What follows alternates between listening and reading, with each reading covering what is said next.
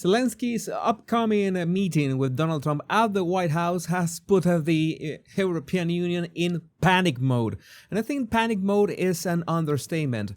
Europe decided that Zelensky needs a chaperone during his meeting with Trump on Monday. So far, Merz, Macron, Meloni, and Stubb will go with him. Presumably, they want to make sure he does not concede enough to end the war. Also, von der Leyen will be there, and Keir Starmer has just been confirmed. So this is like they don't know what to expect. We do know. You remember what happened the last time Zelensky was at the White House? How did it go? That was just such a mess. It was really good TV. You remember that Trump said those words, "This is really good TV." And yeah, it was. But there's also a non-sanctioned message from Zelensky that he shared on Twitter, sanctioned by the EU, and we'll be reading that as well. But Ursula von der Leyen already said, "This afternoon I will welcome Zelensky in Brussels. Together we will participate in the coalition of willing VTC at the request of President Zelensky." I don't know. I think that is a lie, but we have no better language to analyze here. But I will join the meeting with President Trump and other European leaders in the White House tomorrow. I would like to know what you think about this in the comments. If really was Zelensky the one requesting that help, or they say, "Hey, you know what? We are going with you no matter what happens. We are going to support you because, well, this is way too much, way too important." Zelensky will not fly to Trump alone. European leaders will join him. European Commission President von der Leyen, President of Finland Stubb, President of France Macron, German Chancellor Merz, NATO Secretary General Rutte, Italian Prime Minister Meloni, and Keir Starmer as well. So they're all in there. He released this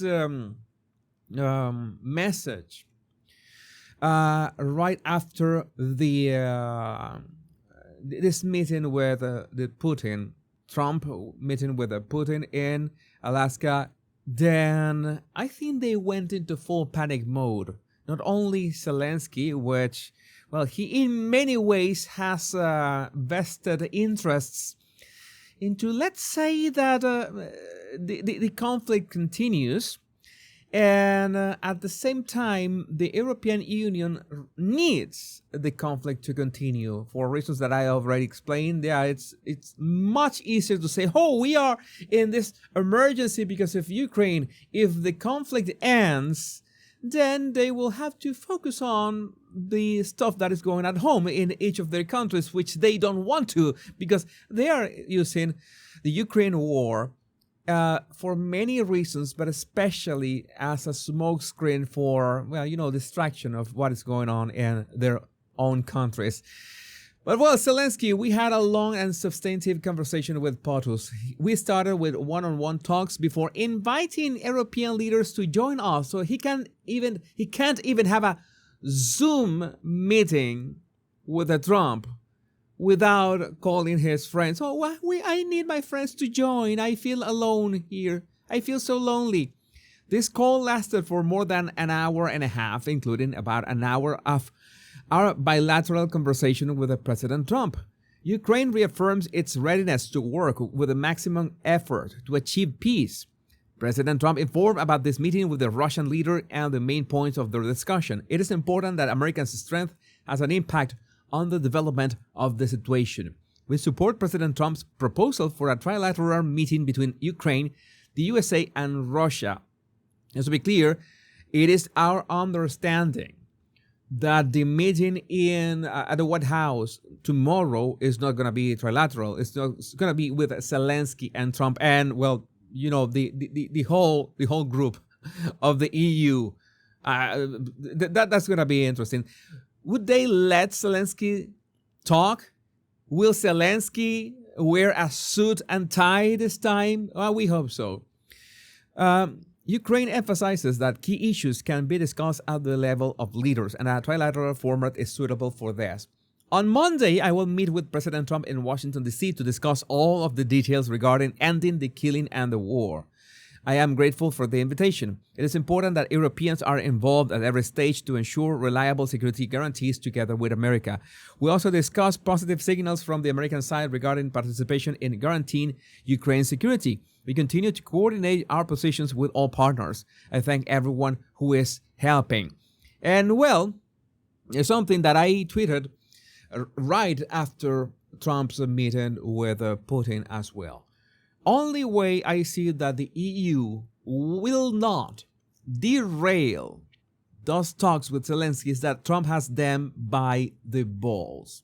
We had this video. We had that video like a month ago, a couple of weeks ago, in which the European Union had to relent to Trump's tariff strategy because they have no leverage. So in many ways, Trump can say, hey, you know what? You still have no leverage over us. So he could, in many ways, use that leverage to pressure them into, well, ending the war. Let's settle this. Let's go for full peace. That is what we are aiming for. What I see is that Zelensky has no leverage left. He's at the end of the rope, and that explains those last-minute drone attacks. Those drone attacks from Ukraine, last minute, the very same day that Trump was going to meet with Putin. I don't know, maybe I don't justify those because you say that America is strong, that Trump is one of the main figures that can help end this war, and at least you could have given like 12 hours of the benefit of the doubt, but again, maybe you have a different opinion. You can share that in the comments as well. Best case scenario is that he is arranging the terms of his resignation. Worst case scenario is that having nothing to lose, he wants to go out in a blaze, not of glory. I wouldn't say that there's going to be a blaze of glory. There's also a video I'm going to analyze on my Bottle Language Guy channel. 2 videos, in fact, of Zelensky, in which this could be literally the final announcements before that Monday meeting at the White House with Trump. Zelensky says Ukraine's constitution makes giving up land impossible. That is a bit of a better excuse. The constitution says that giving up land is impossible. You as the leader, you should stand up for that. It's like, oh, the Constitution says so. No. You have to say it by yourself. You have to stand by like say it's your word. Is that you will not allow for it. No, I was saying that. Oh no, it's written in the Constitution, So there's nothing that I can do about this. That is like giving the responsibility to the Constitution, not to yourself, who you are the leader of the country right now. Now, that was odd. It should only be discussed at a trilateral meeting. If Russia refuses, more sanctions must be imposed. I don't know. I'm pretty sure that Trump has enough leverage in all ways to make Russia happy, to end the war. But the problem is all the interests of the European Union and all the corrupt interests of so many warmongers in the war going forward. And of course, Zelensky is at the heart of that. That is one big issue. In all cases, we will have the opportunity, a very good opportunity, to have a second part of this gem. Do you remember this picture? Many years ago, in which you had all these leaders against Trump, and Trump couldn't care less about them.